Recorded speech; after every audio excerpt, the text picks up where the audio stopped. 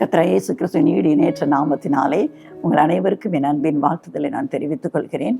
இன்றைக்கும் நாம் சில காரியங்களை குறித்து நாம் தியானிக்க இருக்கிறோம். கர்த்தர் நமக்காக என்னவெல்லாம் செய்கிறார் என்று சொல்லி வேதத்தின் வாயிலிருந்து சில தேவ மனிதர்கள் சொன்னதின் நிமித்தம் அதன் வழியாக நாம் கர்த்தர் நமக்கு என்னெல்லாம் செய்ய போகிறார் என்று சொல்லி நம்ம பார்க்க போகிறோம். முதலாவது சங்கீதங்களின் புஸ்தகம் 138 சங்கீதம் 8 வசனத்துல தாவீது சொல்கிறார், கர்த்தர் எனக்காக யாவையும் செய்து முடிப்பார். ஆண்டவர் எனக்காக யாவையும் செய்து முடிப்பார் என்று சொல்லி தாவீது சொல்கிறார். தன்னுடைய அனுபவத்திலிருந்து அவர் சொல்கிறத பார்க்கலாம். ஒருவேளை நீங்க வேதத்துல இந்த 1 சாமுவேல் 2 சாமுவேல் ராஜாக்களின் புஸ்தகம் 4 புஸ்தகத்துல எல்லாம் தாவீதை குறித்து நீங்க எழுதியிருக்கிறத நீங்க பார்ப்பீங்கன்னா, எப்படி ஆண்டவர் அவனோடு கூட இருந்து அவனை வழி நடத்தினார், எப்படி ஒவ்வொரு முறையும் அவனை தப்புவித்தார் என்பதை நம்ம பார்க்கிறோம். அதனால்தான் தாவீது தைரியமாய் சொல்கிறார், கர்த்தர் எனக்காக யாவையும் செய்து முடிப்பார். உங்களுக்குள்ள இதை கேட்டுக்கொண்டிருக்கிற தேவ பிள்ளைகளே, உங்களுக்குள்ள இன்றைக்கு ஒரு விசுவாசம் வரட்டும். கர்த்தர் எனக்காக யாவையும் செய்து முடிப்பார். அவரால் கூடாத காரியம் ஒன்றுமே இல்லை. எந்த இடத்திலும் அவரால் இந்த காரியத்தை செய்ய முடியாது என்று சொல்லப்படவில்லை. அவரால் செய்யக்கூடாத அதிசயமான காரியம் ஒன்று உண்டோ என்று சொல்லி தான் வேதம் நம்மை பார்த்து கேட்கிறது. அவரால் எல்லாம் கூடும். அண்ட சராசரங்களை படைத்த தேவன், நம்முடைய ஆவியை தம்முடைய கைகளில் வைத்திருக்கிற தேவன், மண்ணிலிருந்து மனுஷனை உண்டாக்கி அவனுக்கு தம்முடைய சுவாசத்தை அருளிய தேவனால கூடாத காரியம் ஒன்றும் கிடையாது. அதை குறித்து தான் தாவீது சொல்கிறார், அவர் எனக்காக யாவையும் செய்து முடிப்பார். ஒருவேளை அவருடைய அழைப்பு வித்தியாசமான ஒரு அழைப்பு. வேதம் சொல்கிறது, ஆடுகளின் பின்னாலே, கரவல் ஆடுகளின் பின்னாக சென்ற அவர் அழைத்து அவர் என்ன செஞ்சாரா, இஸ்ரவேலுக்கு ராஜாவாக ஏற்படுத்தினார். தம்முடைய கோத்திரமாகிய யூதா கோத்திரத்துக்கும் இஸ்ரவேலுக்கும் ராஜாவாக ஆடுகளின் பின்னாக அடைந்து திரிந்த ஒரு தானியேலை, ஆடு மேய்த்து கொண்டிருந்த ஒரு தாவீதை கர்த்தர் என்ன செஞ்சாரு, இஸ்ரவேலுக்கு முழு சமஸ்த இஸ்ரவேலுக்கும் ராஜாவாக அபிஷேகம் பண்ணினார். நம்முடைய வாழ்க்கையிலும் நம்ம நினைக்கலாம், எனக்கு இப்படிப்பட்ட உயர்வெல்லாம் வர முடியுமா? நான் மிகவும் ஏழ்மையாக இருக்கிறேன். என்னுடைய குடும்பம் ஒருவேளை சாதாரண குடும்பம்.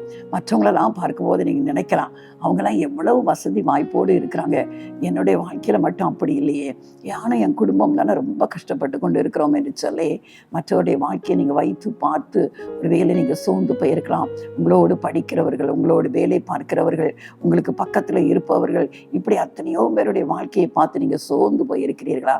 பயப்படாதீங்க.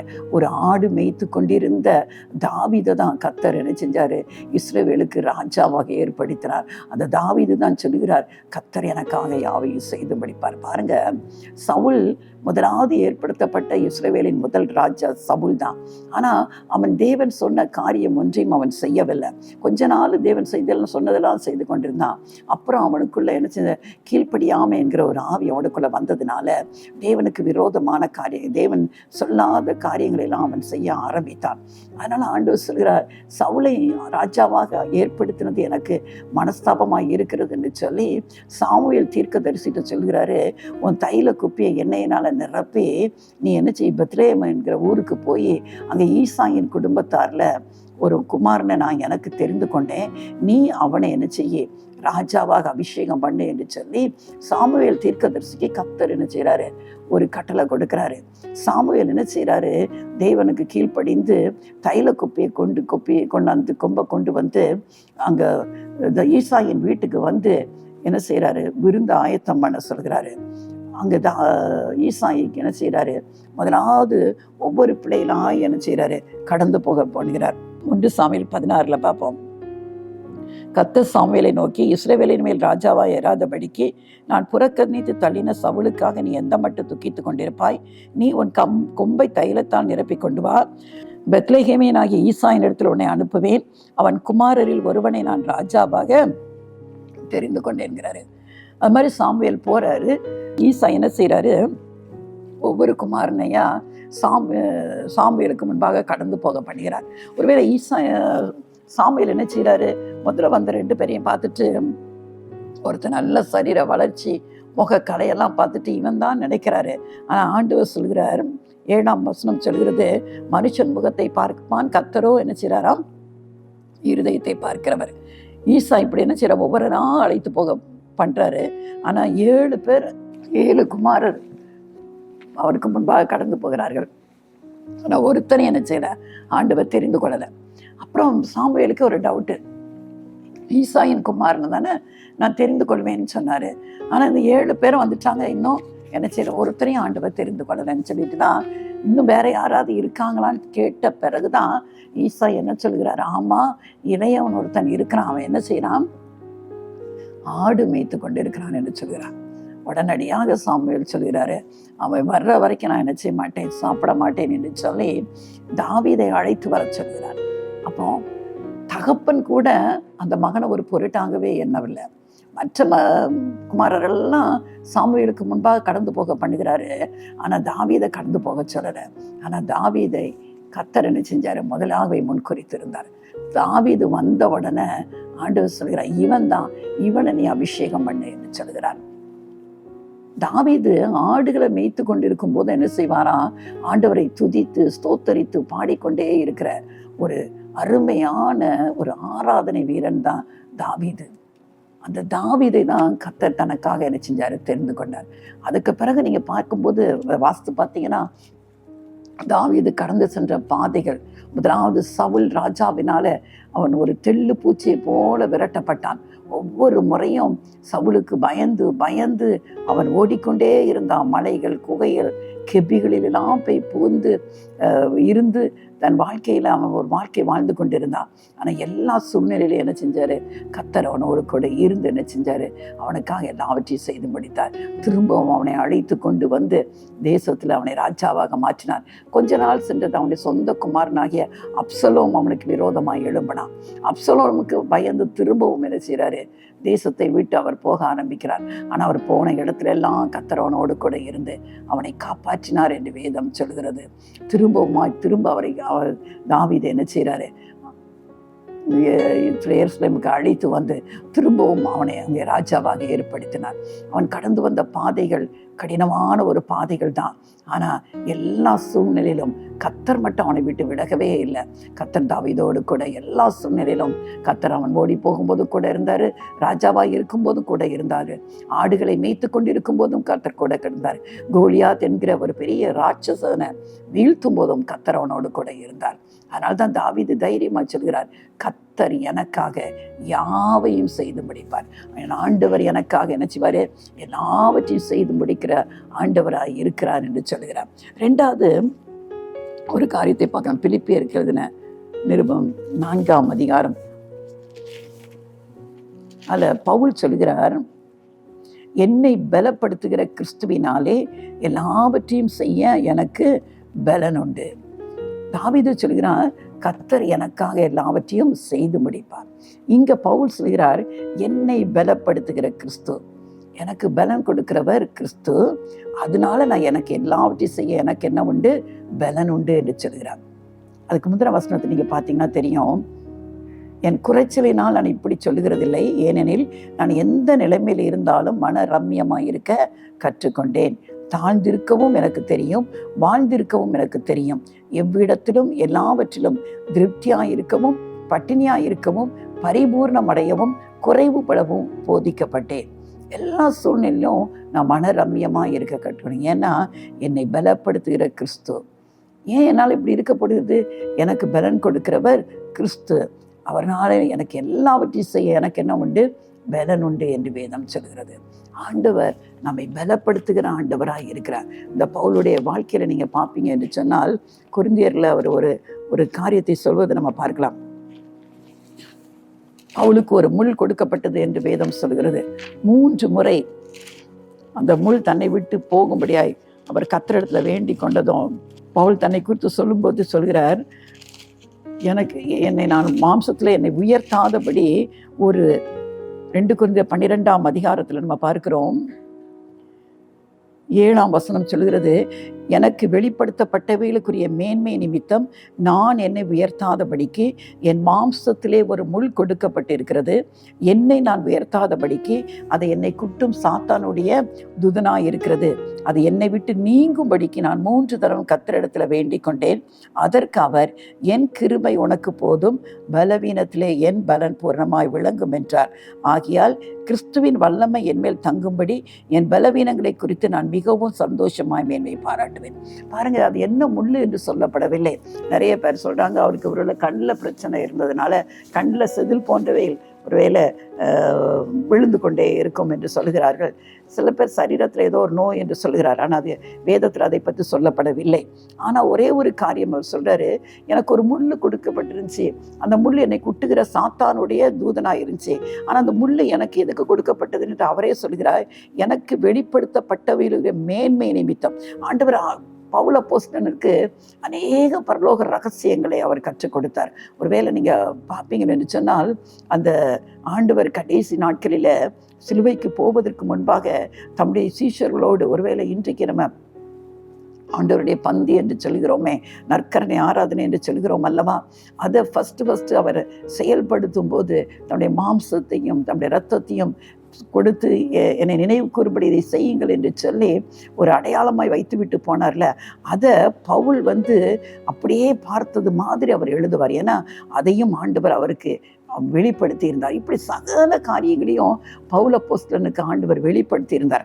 அதனால தான் ஒருவேளை அவருக்குள்ள இப்போ நமக்கு யோசித்து பாருங்க, சில காரியங்களை மற்றவங்களை விட நமக்கு அதிகமாக தெரிஞ்சிச்சுன்னா நம்மை அறியாமலே நமக்கு ஒரு பெருமை வந்துவிடும் அல்லவா.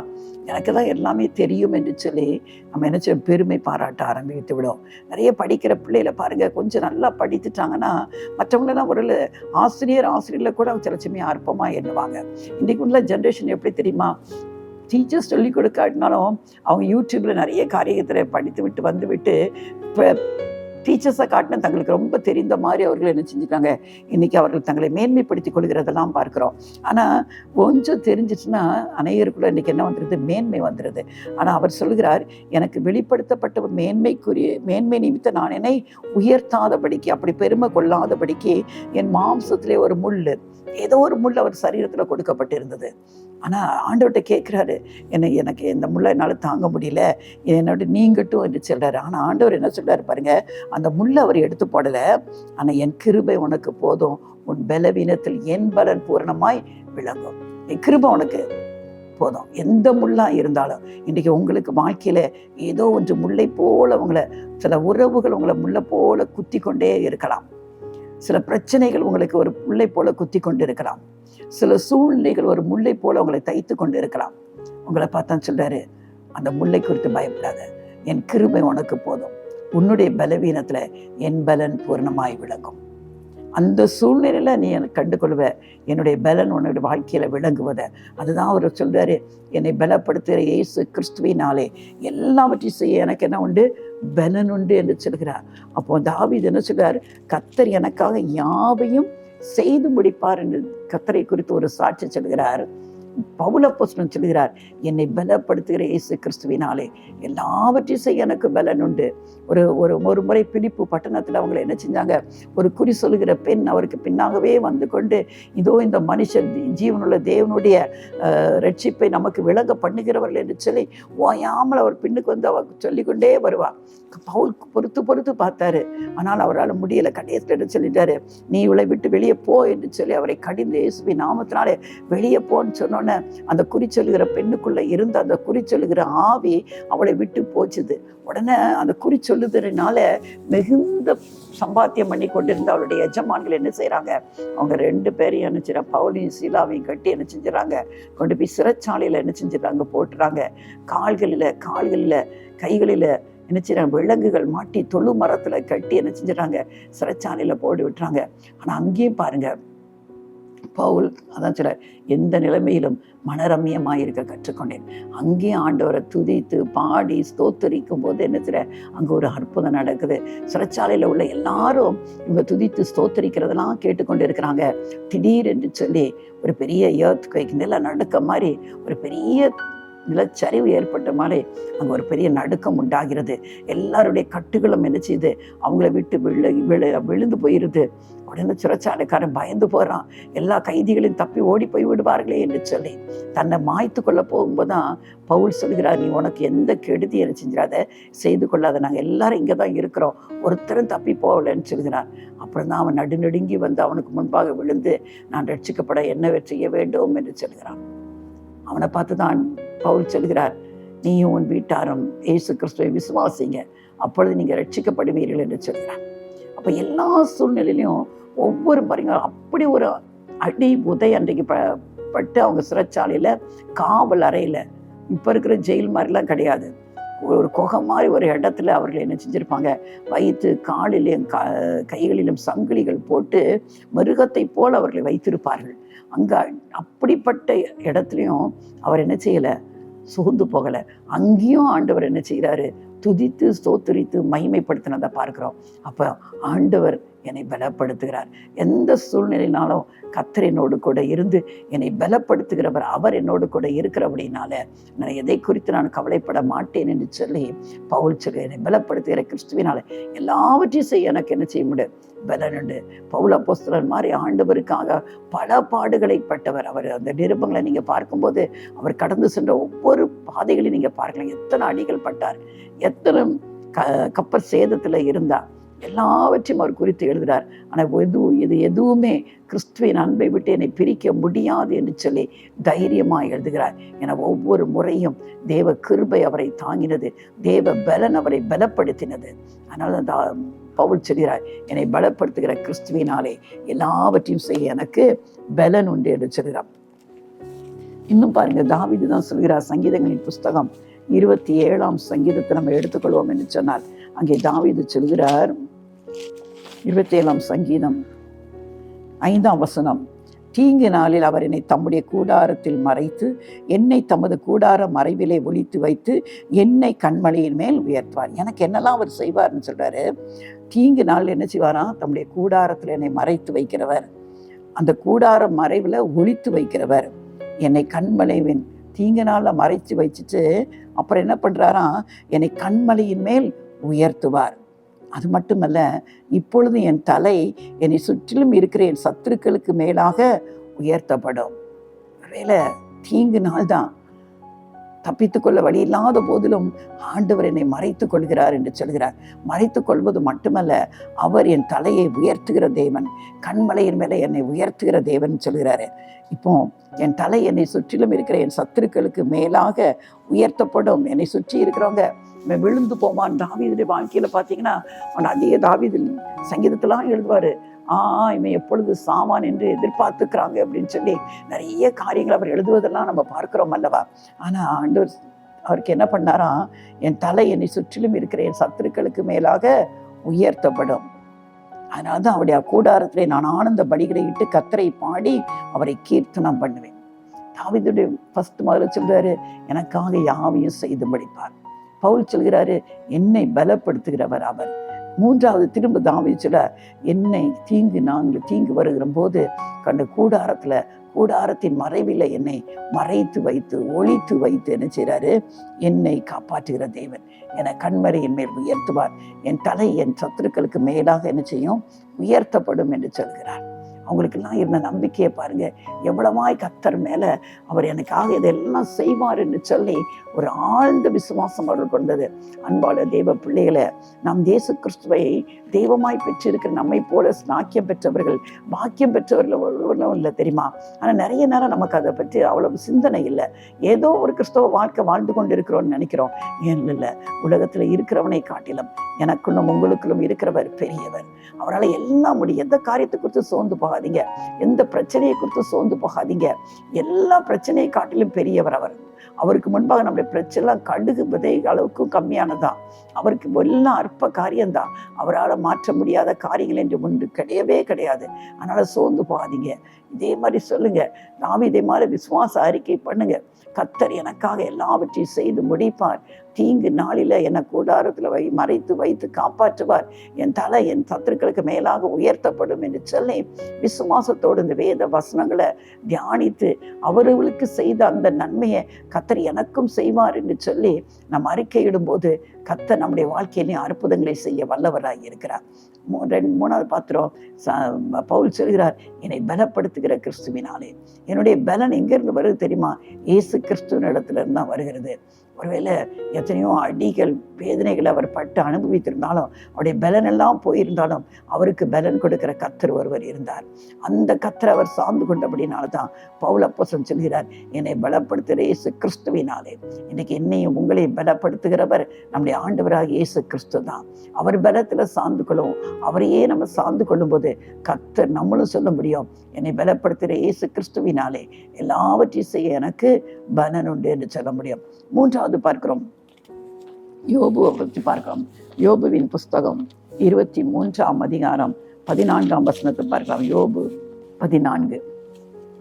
எனக்கு குறித்திருக்கிறதை அவர் நிறைவேற்றுவார், இப்படிப்பட்டவைகள் இன்னும் அநேகம் அவரிடத்துல உண்டு. எனக்கு குறித்திருக்கிறதை அவர் நிறைவேற்றார். யோபு இதை அனுபவித்தார். எனக்குன்னு ஆண்டவர் என்ன குறித்து வைத்திருக்கிறாரோ நிச்சயம் அதை அவர் நினைச்சுவாரு, நிறைவேற்றுவார். அன்பான தேவ பிள்ளைகளே, உங்களோட ஆண்டவர் எத்தனையோ வாக்குத்தத்த வசனங்களை கொடுத்து அவர் உங்களோட பேசி இருக்க முடியும். ஆனால் இன்றைக்கு வரைக்கும் நீங்கள் நினைக்கலாம், அந்த வார்த்தைகள் நிறைவேறவில்லையே என்று சொல்லி கலங்கி போயிருக்கிறீங்களா? பயப்படாதீங்க. உங்களுக்கு என்ன குறித்து வைத்தாரோ அது நிச்சயமாய் அவர் நிறைவேற்றுவார். யாக்கோபுடைய வாழ்க்கையில நம்ம பார்க்கிறோம், அவன் தன் அண்ணனாகிய ஏசாவுக்கு பயந்து தன் மாமன் வீட்டுக்கு, தன் பெற்றோரால் அனுப்பப்பட்ட லாபான் வீட்டுக்கு அவன் போகும்போது ஒரு இடத்துல இருட்டானதுனால ஒரு கல்லை எடுத்து அதில் படுத்து நித்திரை பண்ணும்போது தேவனாய கர்த்தர் அவனுக்கு தரிசனமானதை பார்க்கிறோம். ஆண்டவர் அவன்கிட்ட சொல்றாரு, இந்த இடத்துக்கு நீ திரும்ப கொண்டு வர வரைக்கும் நான் உன்னை கைவிட மாட்டேன் என்று சொல்கிறார். திரும்ப உன்னை இந்த இடத்துக்கு கொண்டு வருவேன் என்று சொல்லி. ஆனால் கிட்டத்தட்ட 20 ஆண்டுகளுக்கு மேலாக யாக்கோபு இங்கே தான் இருக்கிறாரு. சீரியா தேசத்துல தன் மாமனாகிய லாபானுடைய வீட்டில் தான் இருக்கிறாரு. அங்கே அவனுக்கு திருமணம் ஆகிறது, பிள்ளைகள் பிறக்கிறார்கள், ஆடு மாடுகள் பெறுகிறது. ஆனாலும் அவர் அங்கேயே தான் இருக்கிறாரு. ஒருவேளை அவர் நினைச்சிருக்கலாம், ஆண்டவர் திரும்ப என் இடத்துக்கு, என் தகப்பன் இடத்துக்கு கொண்டு வருவேன்னு சொன்னார், இன்னும் அது நடக்கலையே என்று தெரிஞ்சுக்கலாம். ஆனால் குறித்த நேரம் வந்தபோது கர்த்தர் அப்படியாய் யாக்கோபை என்ன செஞ்சாரு, அந்த அவனுடைய மாமாவாகிய லாபானுடைய வீட்டிலிருந்து திரும்பவுமாய் தன்னுடைய தகப்பனாகிய ஈசாக்கின் இடத்துல என்ன செஞ்சாரு, கொண்டு வந்து சேர்த்தார். ஈசாக் இறந்த போது தாவீதும் ஏசாவும் சேர்ந்துதான் அவரை அடக்கம் பண்ணினார்கள் என்று வேதம் சொல்கிறது. அப்போ உங்களுக்கு என்று உங்க வாழ்க்கையில என்ன கர்த்தர் குறித்திருக்கிறாரோ, என்ன சொன்னாரோ அதை நிச்சயம் அவர் செய்வார். நான் உனக்கு சொன்னதை செய்யும் அளவும் நான் உன்னை விட்டு விலகுவதும் இல்லை, உன்னை கைவிடுவதும் இல்லை என்று சொல்கிற கர்த்தர். ஒருவேளை உங்களுக்கு எத்தனையோ கர்த்தர் வாக்கு தத்தம் கொடுத்திருக்கலாம். இன்னும் அந்த வாக்கு தத்தங்கள் நிறைவேறாமல் நீங்கள் திகைத்து போய் கொண்டிருக்கலாம். ஆண்டவர் பொய் சொல்லிட்டாரோ, இல்லை நான் தான் தப்பா நினைச்சிட்டோனோ நினைக்கலாம். ஆண்டவர் பொய் சொல்லுகிற தேவன் அல்ல. அவர் சொன்னதை குறித்து மனஸ்தாபப்படுகிற தேவனும் அல்ல. அவர் சொல்லியும், வேதம் சொல்கிறது, அவர் சொல்லியும் செய்யாதிருப்பாரோ, அவர் வசனித்தும் நிறைவேற்றாத இருப்பாரோ. அவர் பொய் சொல்ல மனிதன் அல்ல, மனமாற மனுபுத்திரனும் அல்ல. உங்களுக்கு சொன்ன ஒவ்வொரு காரியத்தும் அவர் சொன்னபடியே நிறைவேற்றுகிற தகப்பன். சோர்ந்து போயிடாதீங்க, விசுவாசத்தை விட்டு பின்வாங்கி போயிடாதீங்க. கர்த்தர் உங்களுக்கு சொன்னதை அப்படியே நிறைவேற்ற வல்லவராக இருக்கிறார். இந்த 3 பேருடைய வாழ்க்கையில நம்ம அதை தான் நம்ம கண்டு கொள்கிறோம். கர்த்தர், தாவீது சொல்கிறார், கர்த்தர் எனக்காக யாவையும் செய்து முடிப்பார். 2வது தாவீது சொல்கிறார், தீங்கு நாளில என்னை கூடாரத்துல மறைத்து என்னை காப்பாற்றி என்னை நினைச்சுவார் உயர்த்துவது மட்டுமல்ல, என் தலை என் சத்துருக்களுக்கு மேலாக உயர்த்தப்படும் என்று சொல்கிறார். அதனால நான் அவருக்கு ஆனந்த பலிகளை இடுவேன் என்று சொல்கிறார். 2வது பார்க்கிறோம், பவுல் சொல்கிறார், என்னை பலப்படுத்துகிறவர் இயேசு கிறிஸ்து. அதனால எனக்கு எல்லாவற்றையும் செய்ய எனக்கு பலன். எந்த காரியம், எத்தனை போராட்டங்கள், இயேசு கிறிஸ்துவினால எந்த பாடுகள் வந்தாலும் எனக்கு என்ன உண்டு, எல்லாவற்றையும் மேற்கொள்வதற்கு எனக்கு பலன் உண்டு. ஏன் இப்படி பலன் வந்துச்சு? என்னை பலப்படுத்துகிறவர் இயேசு கிறிஸ்து என்று சொல்கிறார். 3வது யோபுவை குறித்து பார்க்கிறோம். யோபுவின் வாழ்க்கை நமக்கு தெரியும். அவர் எப்படிப்பட்ட பாடுகளின் வழியாக சாத்தானால அவர் பிசாசு போய் ஆண்டவரிடத்தை அனுமதி பற்றி எத்தனை காரியங்களை அவருடைய வாழ்க்கையில அனுமதித்த போதிலும் ஆண்டவர் திரும்பவுமாய் யோபுவின் முன்னிலைமையை பார்க்கிலும் அவன் பின்னிலைமை அதிகமாய் இரண்டத்தனையாய் ஆசீர்வதித்தார். அதனால தான் யோபு சொல்கிறார், எனக்கு குறித்திருவர்கள் அந்த பாடுகளின் வழியாக தான் சொல்கிறார், எனக்கு குறித்திருக்கிறதை அவர் நிறைவேற்றுவார். எனக்கென்று ஆண்டவர் என்ன குறித்து வைத்திருக்கிறதோ அதை நிச்சயம் அவர் நிறைவேற்றுவார். என்னை கேட்டுக்கொண்டிருக்கிற அன்பு தேவ பிள்ளைகளே, உங்களுக்கு இருந்து குறித்திருக்கிறத யாரும் தட்டிக்கொள்ள முடியாது. ஒருவேளை நீங்கள் பயந்து கொண்டிருக்கிறீங்களோ, எனக்குள்ளதை யாரும் தட்டிட்டு போயிடுவாங்களோ, அவங்க எடுத்துக்கொள்வாங்களோ, இவர்கள் எடுத்துக்கொள்வார்களோ, இந்த ப்ரமோஷன் வேற யாருக்கும் போய்விடுமோ, இந்த பதவி உயர் எனக்கு கிடைக்காம போய்விடுமோ, இந்த சம்பள உயர்வு எனக்கு கிடைக்காம போயிருமோ, இந்த வேலை எனக்கு கிடைக்காம போய்விடுமோ, அப்படி என்று சொல்லி அநேக காரியங்களை குறித்து கவலைப்பட்டு கொண்டிருக்கிறீர்கள். பயப்படாதீங்க. உங்களுக்கு என்று குறித்திருக்கிறத கர்த்தர் அவர் நிச்சயமா நிறைவேற்றுவார். சோர்ந்து பாதீங்க. அது வர வரைக்கும் ஸ்தோத்திரம் நன்றி செலுத்தி கொடுங்க. ஆண்டவரே, நீங்கள் சொன்னதை செய்ய போறீங்க, உங்களுக்கு நன்றி என்று சொல்லுங்க. முறுமுறுத்து மட்டும் விடாதீங்க. முறுமுறுப்பீர்கள் என்று சொன்னால் ஆசீர்வாதத்தை நம்ம இழந்து போய் விடுவோம். ஆண்டவர் சமூகத்தில் அவர் நிச்சயம் செய்வார். அவர் உண்மையுள்ள தேவன், சர்வ மகிமை பொறிந்தவர், சர்வ வல்லமை உள்ள தேவன். அவரால் கூடாத காரியம் ஒன்று கிடையாது. நமக்காக எல்லாவற்றையும் செய்து முடிக்கிற தேவனை நோக்கி நம்ம கூப்பிடுவோமா? நன்றி அப்பா, ஸ்தோத்திரம். ஆண்டவரே, தாவீதுக்கு எல்லாவற்றையும் செய்து முடிப்பார். என் ஆண்டவர் எனக்காக எல்லாவற்றையும் செய்து முடிப்பார். பவுல் சொல்கிறார், என்னை பலப்படுத்துகிற இயேசு கிறிஸ்து. தாவீது சொல்கிறார், தீங்கு நாளில் என்னை மறைத்து வைத்து என்னை காப்பாற்றி என் சத்துருக்களுக்கு மேலாக என் தலையை உயர்த்துகிற தேவன் என்று சொல்கிறார். திரும்ப யோபு சொல்கிறார், எனக்கு குறித்திருக்கிறதை அவர் நிறைவேற்றுவார். இந்த காரியங்களில் உங்கள் பிள்ளை ஒவ்வொருவருக்கும் செய்யுங்கப்பா. அவர்களுக்கு என்று குறித்திருக்கிற காரியம் இன்றைக்கு நிறைவேறட்டும். அதை நிறைவேற அவர்கள் காணட்டும். ஆண்டவரே, அவர்களை பலப்படுத்துங்கப்பா. அவங்களுடைய பலவீனங்களில் உங்களுடைய பலன் அவர்கள் மேலே பூரணமாய் கடந்து வரட்டும். ஆண்டவரே, தீங்கு ஆபத்தில் இருக்கிற மக்களுக்கு தாவீதுக்கு எல்லாவற்றையும் தீங்கிலிருந்து அவரை மறைத்து வைத்து காப்பாற்றின தேவன். யார் அவருக்கு விரோதமாய் வந்தார்களோ அவர்களுக்கு மேலாக அவர் தலையை உயர்த்தின தேவன். இன்றைக்கும் உடைய பிள்ளைகளுக்கு விரோதமாய் எழும்பி வருகிற சகல காரியங்களுக்கு மேலாக உடைய பிள்ளைகளின் தலைகளை நீங்கள் உயர்த்தி ஆசீர்வதிக்கும்படியாக ஜெபிக்கிறேன். அப்பா, எனக்காக எல்லாவற்றையும் செய்து முடிப்பார் என்று சொல்லி தாவீது கர்த்தரை குறித்து சொல்லுவது போல, ஆண்டவரே, எங்க பிரச்சனைகளை பாடுகளை நாங்கள் சுமக்க கூடாது. ஆண்டவரே, உங்க சமூகத்தில் வைத்து விட்டு கர்த்தர் எனக்காக எல்லாவற்றையும் செய்து முடிப்பார் என்று சொல்லி, ஆண்டவரே, தைரியமா இருக்கும்போது கர்த்தர் அற்புதங்களை செய்யுங்கப்பா. அப்பா, 10 ஆண்டுகள் ஆய்ந்து விட்டது, 5 ஆண்டுகள் ஆகிவிட்டது, 13 ஆண்டுகள் ஆகிவிட்டது, எனக்கு நம்பிக்கையெல்லாம் போயிட்டு எனக்கு குழந்தை பிறக்குங்கிற எண்ணமே இல்லையே என்று சொல்லி கவலையோடும் கண்ணீரோடும் கேட்டுக்கொண்டிருக்கிற ஒவ்வொரு பிள்ளைகளுக்கும் கர்த்தரால கூடாத காரியம் ஒன்றுமில்லை. ஆண்டவரே, அற்புதம் நகலட்டும் இயேசுவின் நாமத்தினாலே. அப்பா, எல்லா தடைகளும் இயேசுவின் நாமத்தினாலே முறியடிக்கப்படட்டும். அப்பா, இன்றைக்கு ஆண்டவர் இந்த பிள்ளைகளுடைய வாழ்க்கையில ஆண்டவரை கர்ப்பத்தின் கனி, ஆண்டவரே, உம்மால வருகிற சுதந்திரம் என்பதை அவர்கள் பெற்றுக்கொள்ளத்தக்கதாய் கர்த்தர் அந்த கர்ப்பத்தில் ஒவ்வொரு அற்புதத்தை செய்யுங்கப்பா. யாரெல்லாம் இன்றைக்கு அந்த காரியத்துக்காக ஜெபிக்கிறார்களோ ஒவ்வொருடைய வாழ்க்கையிலும் ஆண்டவரே கர்ப்பத்தின் கனி உருவாகுவதாக இயேசுவின் நாமத்தினாலே நற்செய்தி அவர்களுக்கு உண்டாகட்டும். ஆண்டவரே, தூர தேசத்திலிருந்து வருகிற நற்செய்தி விடாய்த்த ஆத்துமாவுக்கு ஆண்டவரே அது எவ்வளவு இன்பமாய் இருப்பது போல உடைய பிள்ளைகளுக்கு அப்படி இன்பமாய் மாறுவதாக கர்த்தர் செய்ய போற கிருபைக்காக நன்றி தகப்பனே. ஒவ்வொருவரும் கேட்பதற்கு அதிகமான காரியங்களை செய்த ஆண்டவரே, உம்முடைய பிள்ளைகள் உமக்குள் நிலைத்திருக்கும்படியாய் கர்த்தர் அவர்களை வழி நடத்துவீராக. இயேசு ரட்சக நாமத்தில் ஜெபிக்கிறேன் நல்ல பிதாவே.